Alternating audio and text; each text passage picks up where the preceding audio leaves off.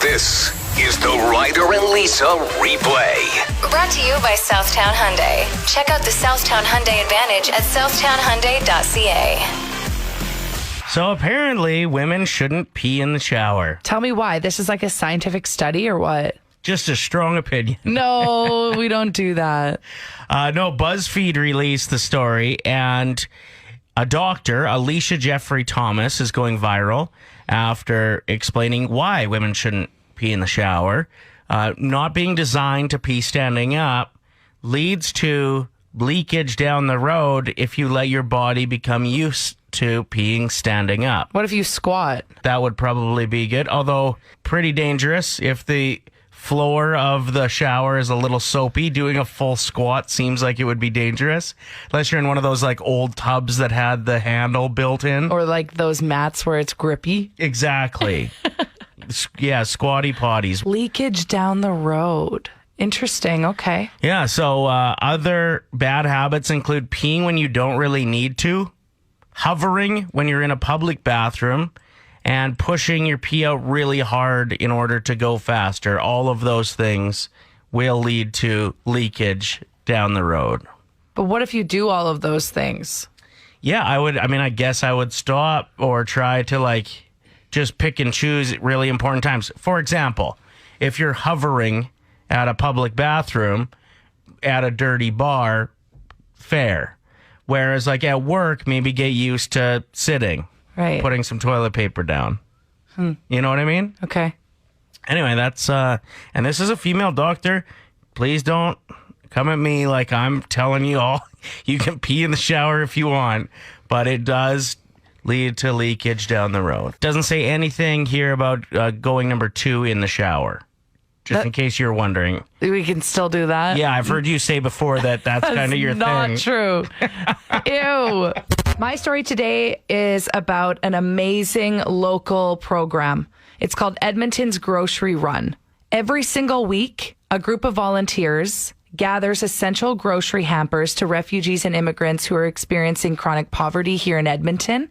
So the hampers include a mixed bag of fresh produce and pantry staples, 1 loaf of bread, and every other week a dozen eggs. So they've really put some thought into this. At the beginning of the pandemic in March 2020, Grocery Run was serving 110 families. Right now, they're serving 550 families. More than 3,000 individuals every single week. Wow. They do have a GoFundMe. They're trying to raise $150,000. They say that if you donate $250, that's enough to feed one family for an entire year. So if anybody wants the link for this GoFundMe, hit us up. I have all the info here. They also partner up with Edmonton Food Bank and Leftovers Edmonton Foundation. So they use leftovers and make sure that they are eaten. So big ups to that amazing local organization, Edmonton's Grocery Run. Tell me something good. Play 107, it's Ryder Lisa out on the street as she is driving my car around to see if she'll get honks, as she thought it was quite embarrassing. I'm only averaging a honk a day after losing a bet and having to get honk if you're horny, the bumper sticker on the back of my car. So let's see how it's going here. Hey, it's me. Hey, what's up? So I just hit the road. No honks yet, but a lot of people pulling up beside me at the red light to stare at who I am. Wow, embarrassing. Well, I just left. I'm still near the station. I know, but if somebody's looking at the bumper and then looking at you and being like, no, that's not for me, that must hurt your feelings. Still trying to get into the mood. I was kind of shy. I wasn't really making direct eye contact back, so I think that they were like, oh, it's too early for her to want honks. So So is your play, let me just get this straight. Is your play to flirt with guys with your eyes at the red light and then try to get in front of them and hope that they honk? yeah. Wait, Okay. I coming up here. Oh, we made eye contact, but he didn't honk. He actually gave me a really dirty look. That was so rude. Oh, no. But he looked. We looked at each other. Yeah, it's not look if you're horny, it's honk. Okay, if any of our listeners are on Calgary Trail, can you help a sister out? Okay, hold on. There's another car. Oh, He had tinted windows. I'm just staring at everyone as they drive by me, so now I look really creepy. Super creepy. Okay? Maybe you should change the last word on the bumpers to like scared. Honk if you're terrified of me. Yeah. Hold on. Honk if Hold I on. look like I have issues. Wait, I think I got a honker. I got a honker. Yeah! Oh!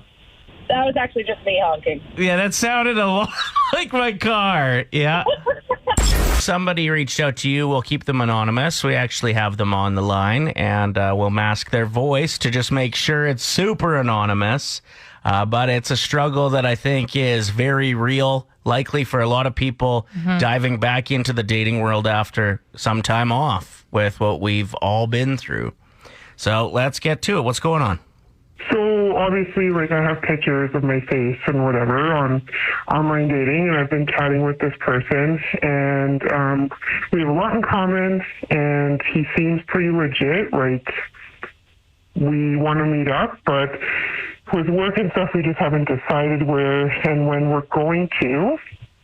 But in the last couple of years, COVID, I work in healthcare, and I've gained a little bit of weight, and it kind of shows in my face a lot. So I'm just a little bit worried that, when I show up, he might see me and run away, or if I show him pictures, he might stop talking to me. So just kind of want to get an idea of if anybody thinks I should, send pictures before we meet up, or, if I should save myself the ghosting and just, tell him right off the bat, hey, I look a little bit different. Here's what I look like now. As a woman, I'm self-conscious, so. Right, you're just not feeling your best self, especially after such a stressful year. Exactly. All right, so there it is. She was actually looking for guys' opinions specifically because she feels like her girlfriends and her circle of friends would sugarcoat it too much and not actually be honest. And she makes a valid point, because all you want to say to somebody is be your authentic self. You're perfect the way you are. But she's like, just curious what guys think about it. I think she should upload some selfies. Guys got to understand that, hey, everybody gains a little bit of love muscle around the COVID time. And if they truly build something online or on the phone that kind of means something and there is a connection there, he's going to like her for who she is and not what she's not. Well, and I honestly think, too, that if she's able to send the pictures first, they're good to go. They go on a date. The concern is off of her back, and that she can be herself on the date, because, confidence, in my opinion, is more attractive than, being 7 pounds lighter. So if she goes into the date thinking that he's judging her the whole time, she's not going to be able to focus. She's not going to present well, like her personality. So, yeah, I'm with 100%. you. That I think she needs to get that out of the way. Yeah, once she does that and he understands that, it's like, hey, you know what? So what? She gained 5 or 7 or 20 pounds. Who cares? We all have. Well, and he might find her, if she sends pictures and tells the story and her showing her vulnerability, he might find that very attractive. Especially someone who's working in healthcare after a pandemic. Big ups to her. 100%. Thank you for the call, man. We appreciate it. This text here says, well, she stated she wanted a man's opinion, so I'm going to remove the physical attractiveness from this completely. But if I walk into a date and the girl looks nothing like her photos, she's immediately going to lose personality points, because I feel like she could not be an honest person. So I like all of the texts that are rolling in that are saying, find a way to discuss it or bring it up. Yeah, I think that's very fair. And why not be honest? You don't want to go on a date with somebody to have them judge you because you don't look like you're picked. That sounds like an awful evening. Mark wrote in saying, don't worry about it. I would be good with anything. Send a selfie saying, this is what I look like for the date, so he knows how to recognize her. We also have a few guys on the text line that said if it doesn't work with him, they'd like to be next in line. That's awesome. It's Play 107. Good morning. Play 107. So during a hot dog luncheon, we started to discuss how Chicago has its own hot dog. And it's just, you have to have the specific toppings in Chicago. I thought it was St. Louis. I was the one that was telling everybody about it. And then Fake news. When I looked this morning, I was like, oh, wrong city. Whoops. But yes, I saw this on a travel cooking show that people rant and rave about the Chicago dog. And what's on it Oh, I'm drooling looking at this picture. You have to boil the hot dog. Okay, gross. And then you put it on the bun, followed by mustard, onion, relish, tomato slices, a pickle spear, and then sport peppers. What are sport peppers? Well, those little, the Like little banana green peppers. Oh, okay. Yeah. I don't know why I get so grossed out with the thought of a boiled hot dog. When really, when I eat them, they're so good. They're so good. I think it's the smell of the room when hot dogs Yeah. are being boiled. It's gross. That's a good point. But like a grilled hot dog smells so good. And then you finish it with a pinch of celery salt. But that's the Chicago Oh, dog. what? And then as we were discussing this, there are a bunch of other city-specific hot dogs. You've got the Seattle dog. Oh, yeah. It has cream cheese and caramelized onions. That's it. And you just order a Seattle dog, and that's how it comes. Out of 10, how is it? 10 out of 10. Really? Yeah, we've tried to recreate it at home, and we can't do it right. But 10 out of 10. Cream cheese and caramelized onions. Yeah. Sounds good. I love cream cheese on every and anything, so I'm Right? going to Seattle. Thank you for the call. What should be on the Edmonton dog if we were going to invent one? Right. We need to discuss this.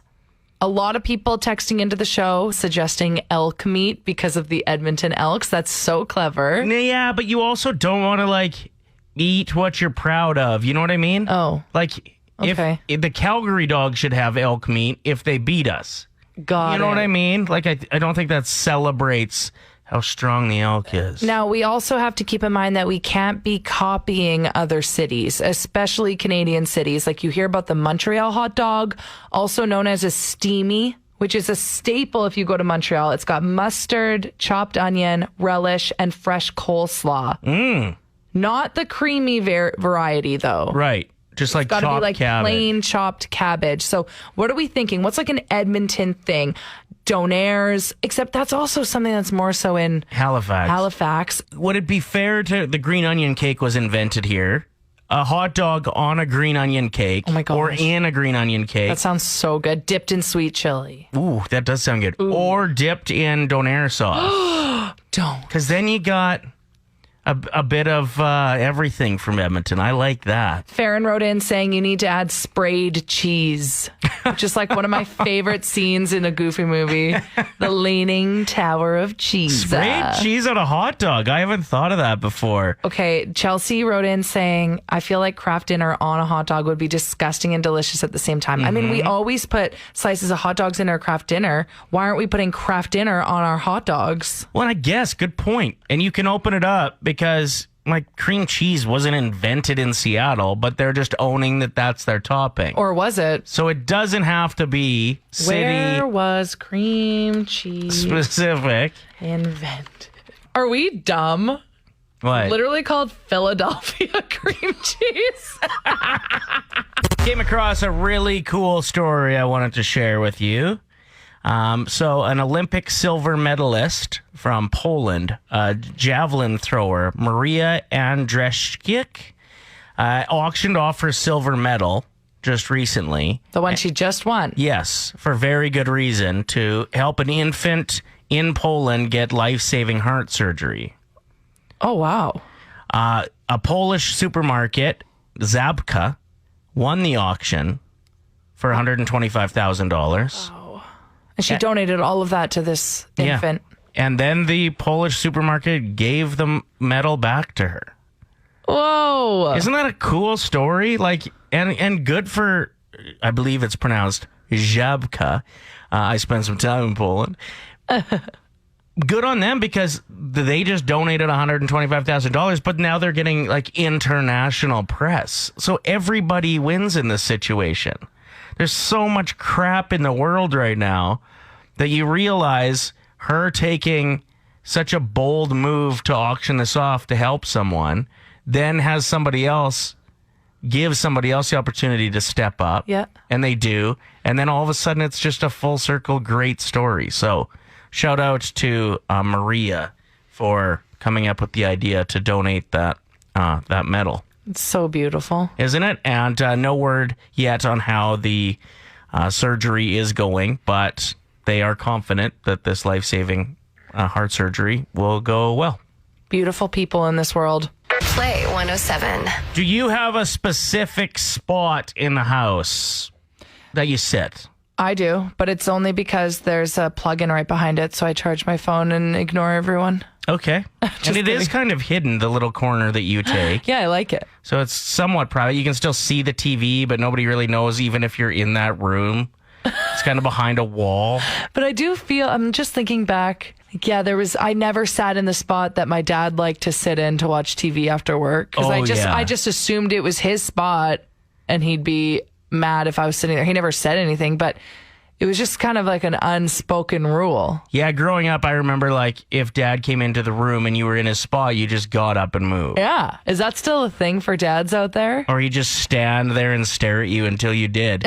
Apparently, 2/3 of people are obsessed with their spot in the living room, at the kitchen table. Oh, that's true. Think about that. When you sit down for dinner, do you always sit in the same spot?